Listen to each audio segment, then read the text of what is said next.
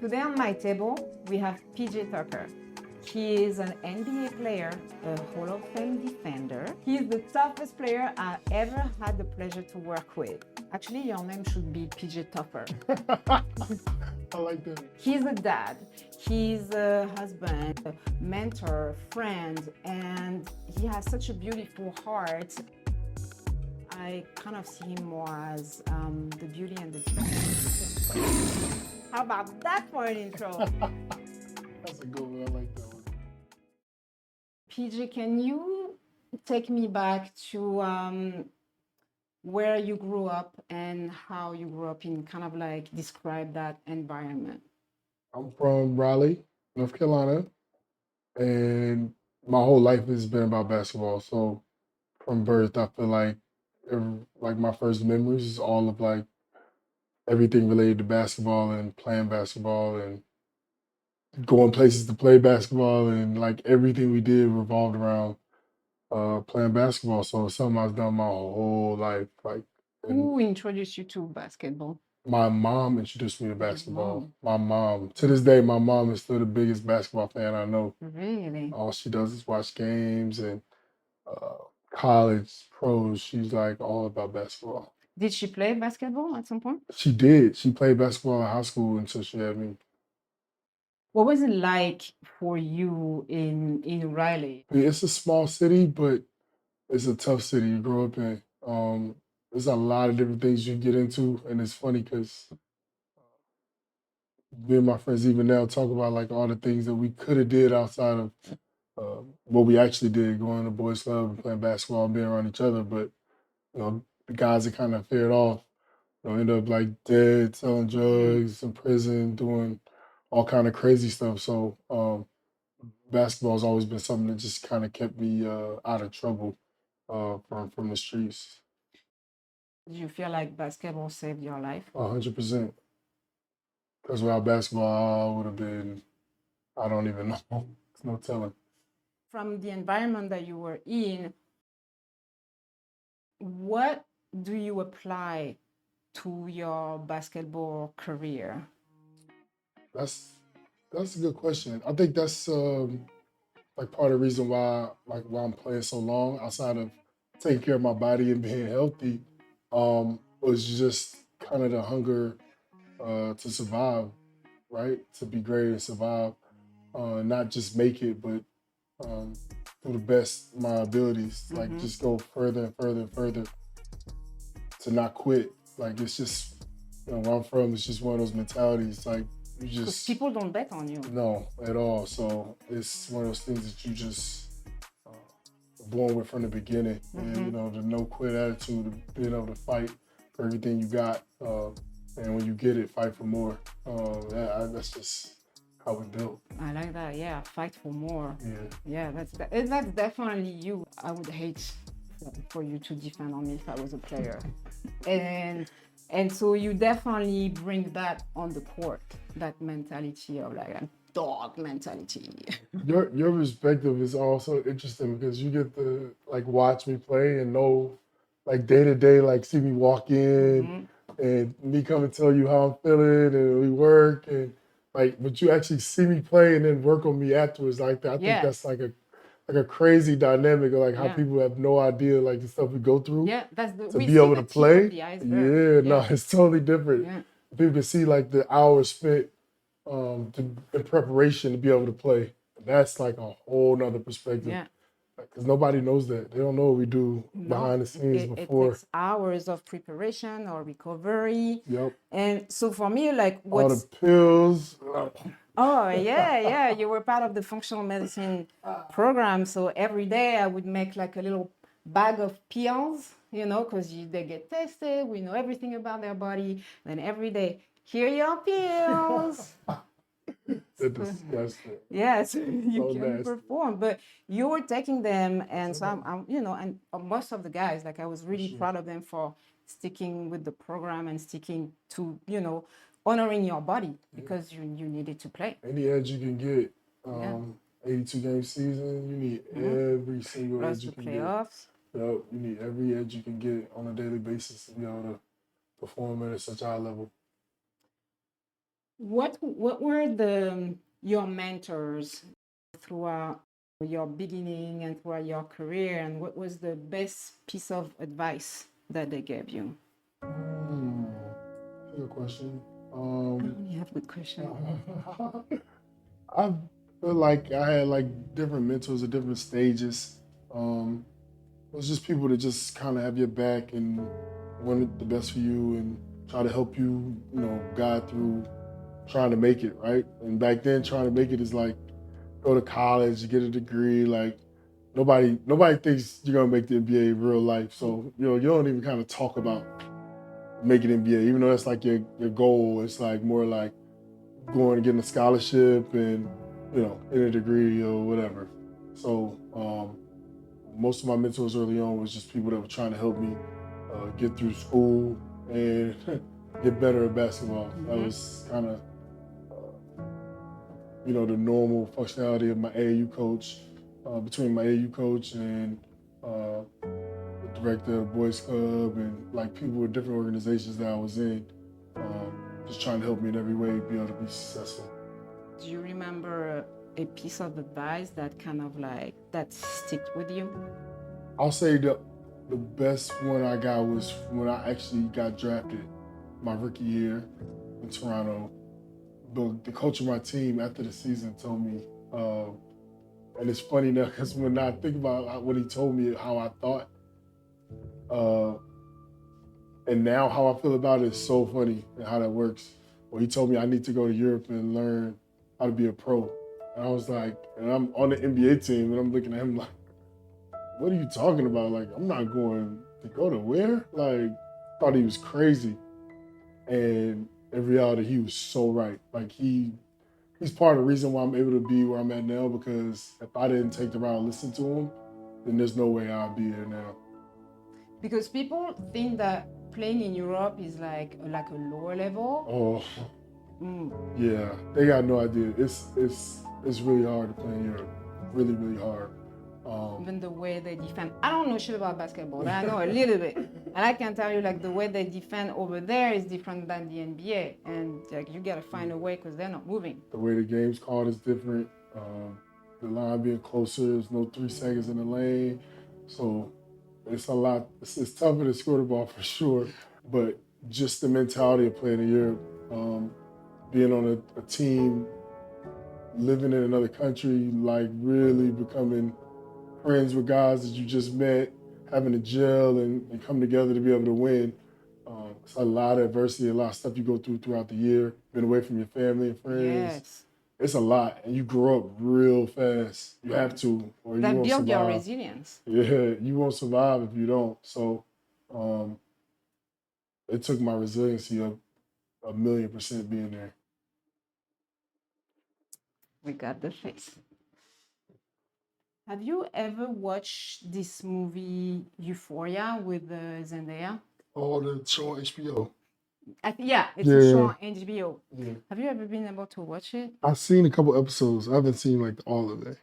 You have two daughters Yup. and one boy, Yup. two teenagers, one younger. Yup. And so I tried to watch Euphoria and I wasn't able to go through the first episode. It touched me so much. It was just so intense because I know that's, the reality for some of the kids. For sure. And the first episode when she meet the guy in a hostel, I can't believe that this is really happening. I think it's important for parents to watch that series if they want to be able to understand the reality of what our kids are living. What is it like to raise two teenagers and especially a girl teenager Yeah, that shit's a daily. for that? Yeah, that's that show's crazy because it make you. I think parents should watch it too because even though I haven't watched it all, just an episode or two of that where you get so uncomfortable with it, Mm-hmm. because especially like having a teenager, it's so wild and being able to like be comfortable enough to really talk to your kids and be able to like say anything and be open with them where they are open enough with Mm-hmm. you. Not so much as a friend, but really as a parent that cares more than trying to be a friend, and that like that little narrow road of that is really tough, and it's something that you like got to navigate and figure out. I think each parent is different because every kid Yeah, is different, but it's tough, man. yeah. I mean, it's tough. It's really tough for me. I think it definitely opened your eyes, and kind of like make you think I should make sure that I keep the communication with my kid. For sure. You grew up with no money. What's the difference with the way you lived and then now the way that you're raising your kids, knowing, having like both perspective? Yeah, it's that's something I think about daily too. Like uh, when you don't have anything, and you don't look for anything, right? Like you work, I know I gotta work for everything. I know I don't have anything waiting for me. I know uh, my mom worked hard, but she could only do so much. So my expectancy of my parents was very low. Like it was more of like just having them and them being there rather than them being able to do things to help me out um, going forward. So my whole objective growing up was to be able to take care of my mom, whereas my kids, their whole objective is totally different. And even understanding my 17-year-old daughter, Mm-hmm. her perspective of asking me to get her a G-Wagon. Right, like that's like I'll only imagine me saying that to my mom when I was 17. Like probably would have smacked me like it's crazy. So um, You're lucky if you get a bicycle. yeah, right, for sure. So it's funny that um, to make it to that point where the kids know that that you have things for them, and they've lived a certain type of way throughout their life. Um, just building that legacy and leaving things behind for your kids. Um, a big part for me, like going forward and fighting and really, outside of the love for the game, was more about taking care of my kids, make sure they're Mm-hmm. good. Do they know your story? Do they have at least like that perspective of this is how my dad used to live and this is how I'm lucky to be able to Yeah. live? Yeah, they do, but it's been so long and so much has happened and being in the NBA for so long now. I doubt they even think like that anymore. Kids get so they're so comfortable and they live they kind of the life is so shaded, right? Like they don't have any worries, any problems. So I don't think they think about the stresses and the stuff that came along with everything they got with their dad to do. But that's fine with me. I don't feel like they have to live how I live, and Yeah, for that's the sure. part of working hard and doing stuff is that you don't want them to have to go through what you went through. So, um, but the hard part is to make sure they still got the work ethic and still Mm-hmm. want to strive for things on their own rather than everything their dad did for them. So, Yeah, because like um, your boy is now into yeah, basketball, right? yeah, yep. So, uh, he's probably the toughest because he thinks he an NBA already. So, so keeping him humble is pretty hard, but um, it's cool. It's cool. What are some of the advice that you give your daughter or your son? Tell them to be honest, work hard, and stay true to who they are. I think a lot of times, especially little girls, man, you just try to input so much into them. And you gotta kind of let them go and trust them and trust Mm-hmm. that the things that you told them, uh, they'll listen to and Yeah, yeah. and put in their life. She's gonna Uh, make mistake. He's gonna for make sure, mistake too. That's how you learn. You for know. sure, for sure. So just try to minimize on the mistakes and be able to help a way through. That's it. Just Yeah. try to guide it through, help guide it. Being a parent is hard, huh? It's hard work. It's It's really hard. It's much fucking harder than hard. being in the NBA for Yeah, sure. It's a lot harder. super hard. Let's work a little bit on your pics because that's something that people don't get work enough. Yeesh. Because they don't like working on the picks because the picks suck. Ooh, little trigger points. So trigger points in a muscle is kind of like a knot that develops next to a nerve, and so when you release it, it kind of make like a vibration, and that tells you that it's been released. So that's kind of like a really cool. It's part of the neuromuscular technique, and I like to do that a lot with my athletes. Doing okay? Mm-hmm.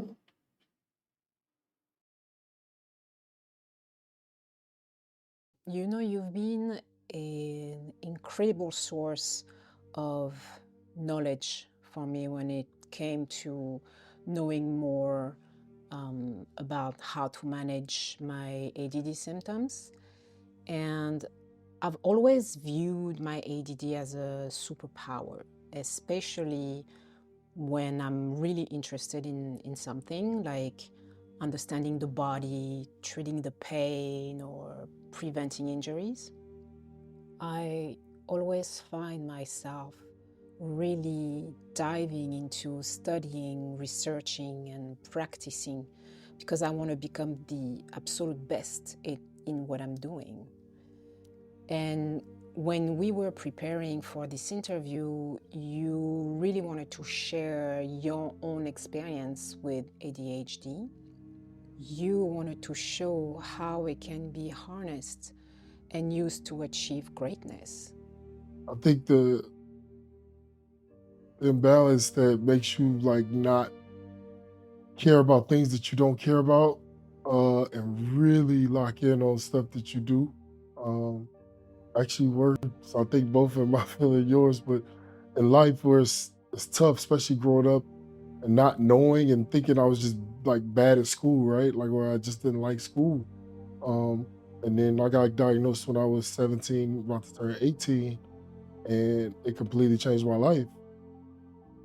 Because at least now you know what you were going through, Right. and you, And it yeah. makes sense. And in Mm-hmm. my life, and I feel like if it could have happened a lot earlier, a lot of things could have been a lot better.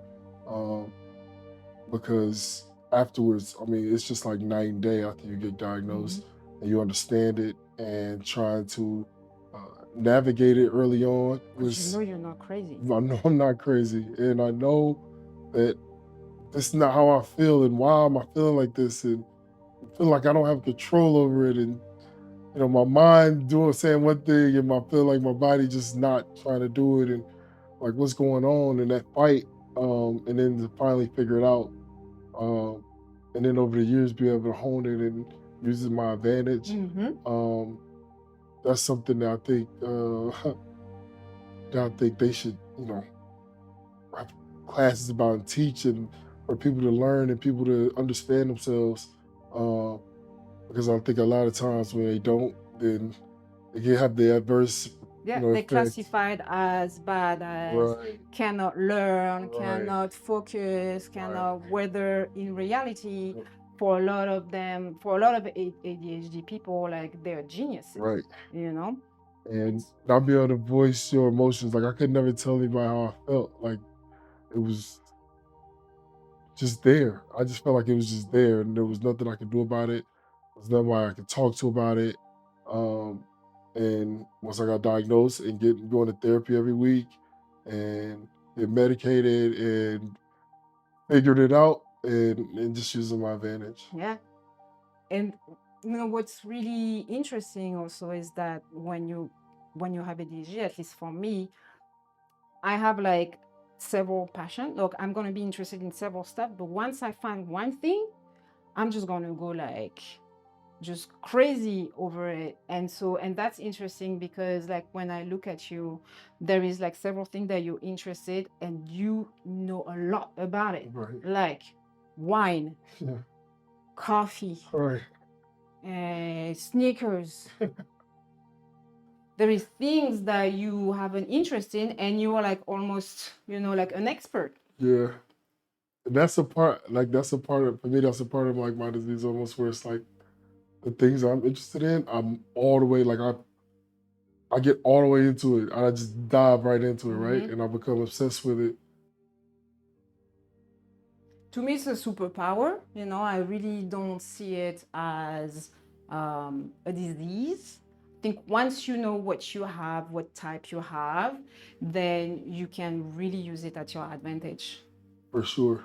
It is. And that's what it's about. That's the empowerment of it. Of learning about it, figuring it out, and then making it your superpower. Yeah. Yay. There you go. There you go. A couple more. So many people get done so late, Yeah. and they have no idea. They think they're crazy. They have no idea. Yeah. It made so much sense when I got diagnosed. I was like, Everything together.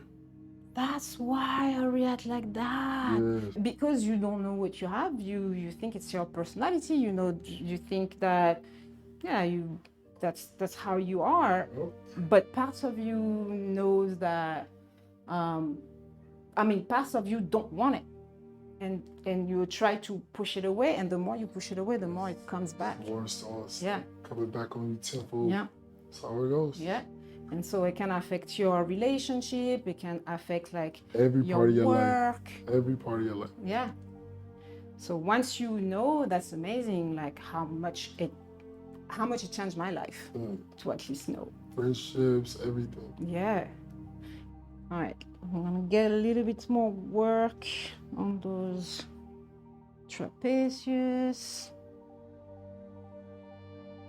Because like you're so intense, you hold a lot of your tension in your shoulder because you're like guarded all the time, which is your job. To make sure that your zone is guarded and protected. So there's something that people don't know about you, and I found fascinating, is your love for fashion and how you were involved in high fashion. Can you talk to us about that? That's something that just kind of happened. Like, it's one of those things you don't, like, I feel like,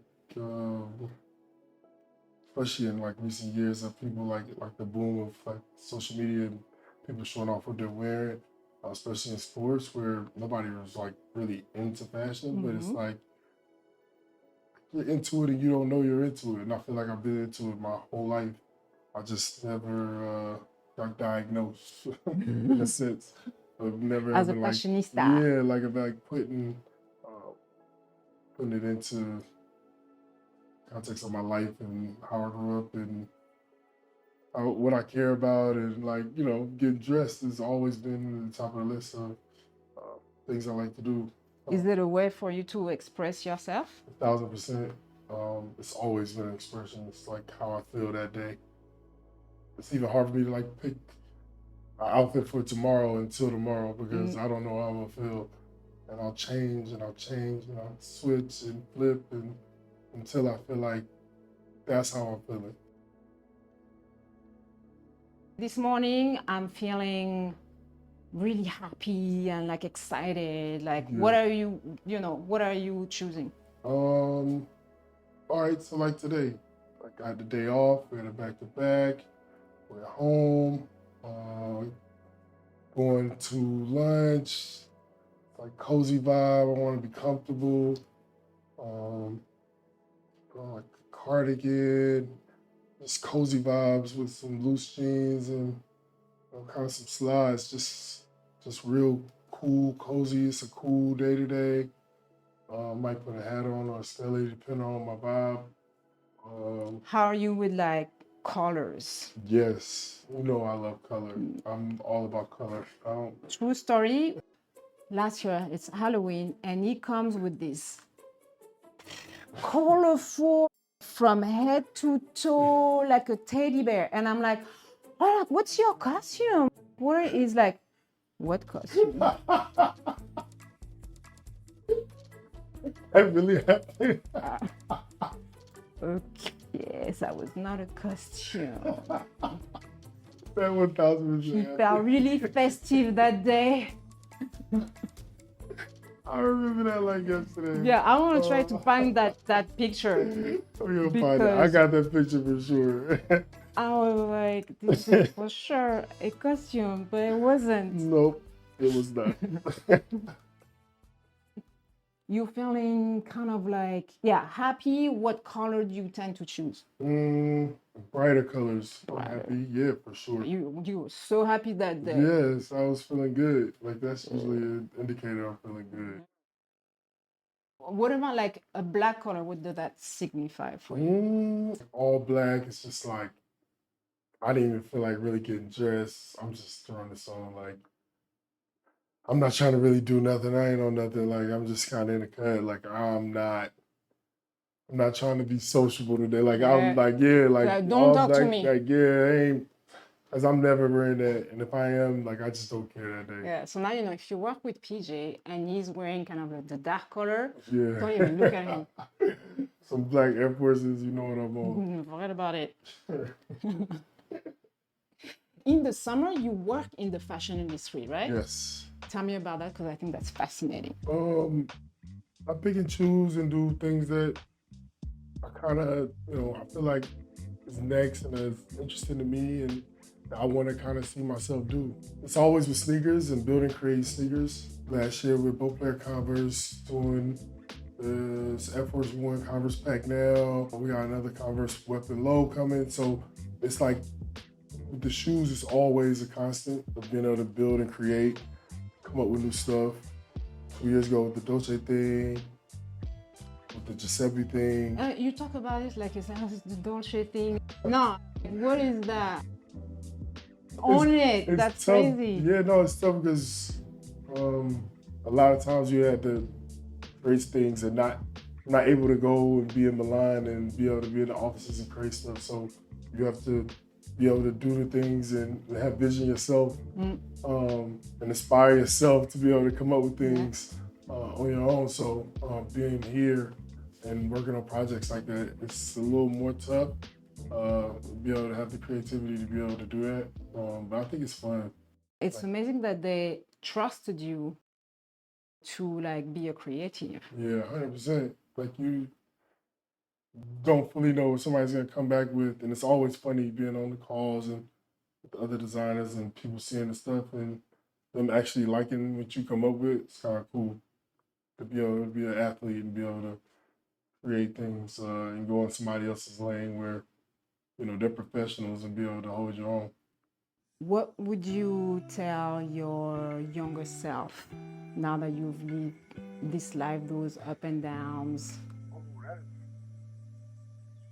First, I would be like, dog, you ain't gonna believe this shit. That's literally what I would tell myself. Like, keep going, it's gonna be all right. You're not gonna believe this.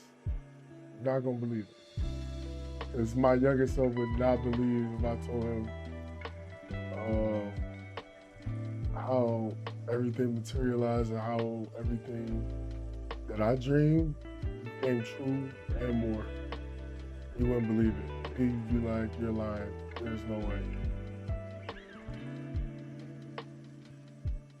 Thank you, PJ. Yeah, that's a wrap. Good job. That's awesome. Thank you so much. You know it. Where can we find you? Where can we follow you so we can know everything that you have to offer? My Instagram is PJ Tucker, and pretty much everything I do is on there. You're not on like X, Nah. TikTok. We're not gonna see you do like some dance. I get in trouble on X, so I had